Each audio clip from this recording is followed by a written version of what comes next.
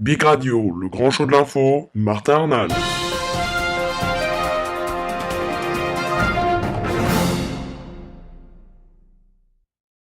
Bonjour à tous et bienvenue, merci d'être avec nous sur bigradio.fr, c'est parti pour le grand show de l'info, l'édition du jeudi 6 mai 2013 et aujourd'hui nous parlons de la mort de Clément Méric, le militant d'extrême gauche. Et oui, le jeune homme de 18 ans qui était en état de mort cérébrale est décédé jeudi, a indiqué une source policière. 4 personnes, dont l'auteur probable du coup porté mercredi soir à Paris, ont été interpellées. Emmanuel Valls avait dit du jeune homme qu'il était dans un état désespéré. Clément Méric, 18 ans, est donc décédé. Voilà donc ce qu'a annoncé l'agence France Presse aujourd'hui. Manuel Valls l'a donc annoncé également en début d'après-midi. 4 personnes, dont l'auteur probable du coup porté mercredi du militant d'extrême gauche Clément Méric, qui est depuis dans un état désespéré, ont été interpellés jeudi. 3 hommes et 2 femmes ont été arrêtés et placés en garde à vue. Dans ses déclarations, l'auteur présumé du coup mortel a indiqué ne pas avoir eu l'intention de tuer un jeune homme. D'après une source policière, les enquêteurs ont rapidement disposé de signalements précis et de photos des agresseurs présumés, qui graviteraient pour certains autour du noyau dur des jeunesses nationalistes révolutionnaires, ce qui reste à affiner le temps de la garde à vue et à vérifier. Selon nos informations, il est en revanche trop tôt pour dire si les 3 individus arrêtés en même temps que l'auteur présumé du coup fatal sont impliqués eux aussi dans la rixe de la veille. Le ministre de l'Intérieur a immédiatement salué le travail des enquêteurs.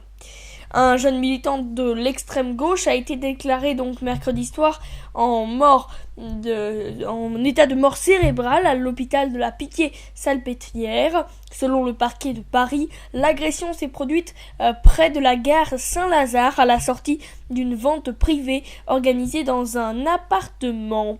Et Clément Méric était étudiant en première année à Sciences Po et il militait au syndicat solidaire des étudiants. Il était connu de réputation pour ses engagements antifascistes et ses combats de réputation pour ses engagements antifascistes et ses combats progressifs.